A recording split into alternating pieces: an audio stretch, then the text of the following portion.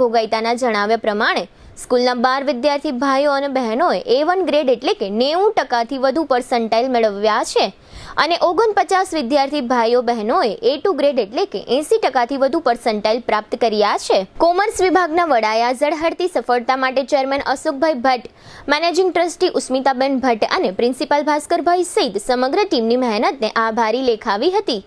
આ તકે કોમર્સ વિભાગના વડા હેમંતભાઈ ભોગાઈતાએ ધોરણ 12 કોમર્સના પરિણામ અંગે ઘણી જ માહિતીઓ આપી હતી, જેના મુખ્ય અંશો અત્રે થોડી જ વારમાં આપ સૌ દર્શકો સાંભળી શકશો।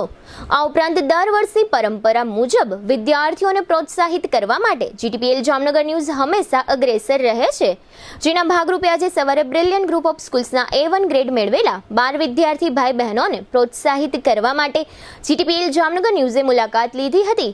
આ મુલાકાત દરમિયાન દરેક વિદ્યાર્થીઓએ બ્રિલિયન્ટ સ્કૂલની શિક્ષણ પદ્ધતિની ભારે પ્રશંસા કરી હતી। સંસ્થાના ચેરમેન અશોકભાઈ ભટ્ટે જણાવ્યું હતું કે A1 ગ્રેડ પ્રાપ્ત કરનારમાંથી અમુક વિદ્યાર્થીઓને CA તરફ કારકિર્દી બનાવવાનું સપનું છે, અમુક વિદ્યાર્થીઓને MBAમાં આગળ વધી બેંકની નોકરી કરવી છે, અમુક વિદ્યાર્થીઓને IAS બનવાના સપના છે। આ તમામ વિદ્યાર્થીઓ ભારત દેશનું ભવિષ્ય છે, કારણ કે આવતા 5 વર્ષ